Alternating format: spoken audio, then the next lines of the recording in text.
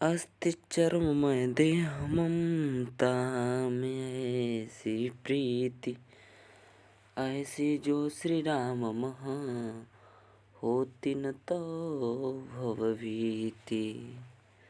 तुलसीदास जी का जन्म यमुना तट पर स्थित राजापुर चित्रकूट में हुआ था। इनके पिता का नाम आत्माराम दुबे था तथा माता का नाम हुलसी था।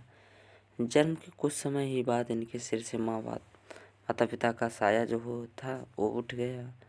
संत नरहरिदास ने अपने आश्रम में इन्हें आश्रय दिया। वहीं पर इन्होंने राम कथा सुनी। 15 वर्षों तक अनेक ग्रंथों का अध्ययन करने के पश्चात तुलसीदास जी ने अपने जन्म स्थान राजापुर चले आए। वहीं पर उनका विवाह रत्नावली नाम की स्त्री के साथ हुआ। एक दिन जब तुलसी कहीं बाहर गए हुए थे, रत्नावली अपने भाई के साथ मायके यानी पिता के घर चली गई। ठीक ना। घर लौटने पर तुलसी को जब पता चला कि वे ससुराल गए हैं तो वे कहा कि ये भी उल्टे पाँव ससुराल चले गए। ठीक है ना। तुलसी को देख रत्नावली ने कहा, क्या कहा? लाजन लागत आपको दौरे आवहु साथ, धिक धिक ऐसे प्रेम को कहाँ कहूँ मैं नाथ। और कहती हैं कि अस्ति चर्म में देह ममता में ऐसी प्रीति, ऐसी जो श्री राम मह होती न तो भवभीति। यह बात सुन के पत्नी की तीखी बातें तुलसी जी को चुभ गई। वे तुरंत वहां से लौट पड़े। घर द्वार छोड़कर अनेक जगहों पर घूमते हुए फिर साधु वेश धारण कर स्वयं को श्री राम की भक्ति में अर्पित कर दिए। काशी में श्री राम की भक्ति में लीन तुलसी को हनुमान के दर्शन हुए। कहा जाता है कि उन्होंने हनुमान से श्री राम दर्शन कराने को कहा। हनुमान ने कहा, राम के दर्शन चित्रकूट में होंगे।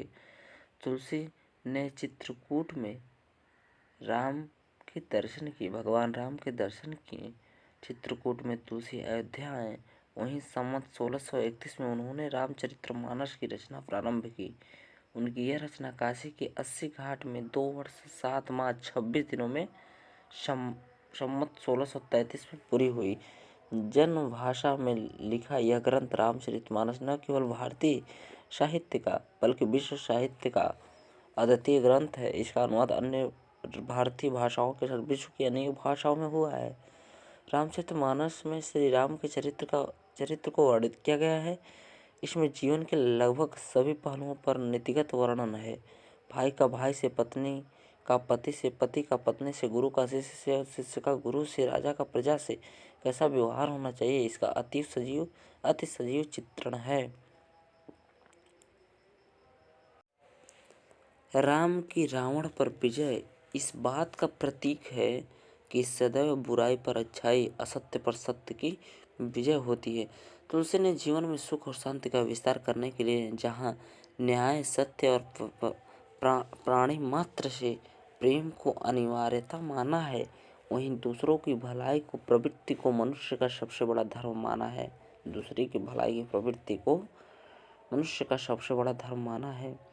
उनकी दृष्टि में दूसरों को पीड़ा पहुंचाने से बड़ा कोई पाप नहीं और दूसरों को भलाई करना सबसे बड़ा धर्म है। उनका यह मानना था। वो कहे भी हैं, लिखे क्या है, परहित सरि से धर्म नहीं भाई, पर पीड़ा सम नहीं अधमाई।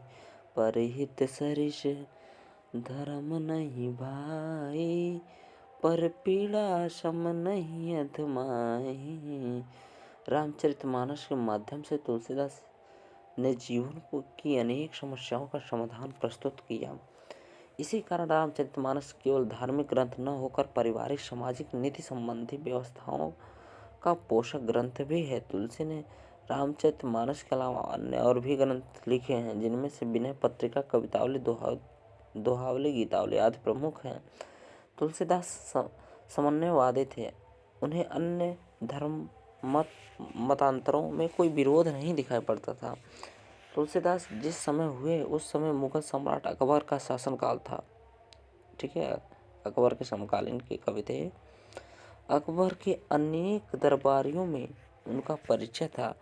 अब्दुल रहीम खाना खाना, जिन्हें आप रहीम जी कहते हैं, अब्दुल रहीम खाना खाना से, जो स्वयं बहुत बड़े विद्वान थे तथा कवि थे। अब्दुल रहीम खान खाना तुलसीदास की इनकी मित्रता थी। इन्होंने तुलसीदास की प्रशंसा में यह दोहा लिखा है। रहीम जी ने तुलसीदास की प्रशंसा में दोहा भी लिखा है। क्या लिखा है? सुरतीय नरतई, सुरतीय नरतीय नागतीय, यह चाहत सब कोय। सुरतीय नरतीय नागतीय, यह चाहत सब कोय। गोद लिए हुलसी फरे, तुलसी सो सुत होय। तुलसीदास अपने अंतिम समय में काशी में गंगा किनारे 80 घाट में रहते थे। वहीं उनका देहावसान संवत 1680 में हो गया। इनकी मृत्यु को लेकर एक दोहा प्रसिद्ध है, जो आप इन्हें याद भी कर सकते हैं। कहते संवत 1680 अस गंगा के तीर, श्रावण शुक्ला सप्तमी तुलसी तज शरीर।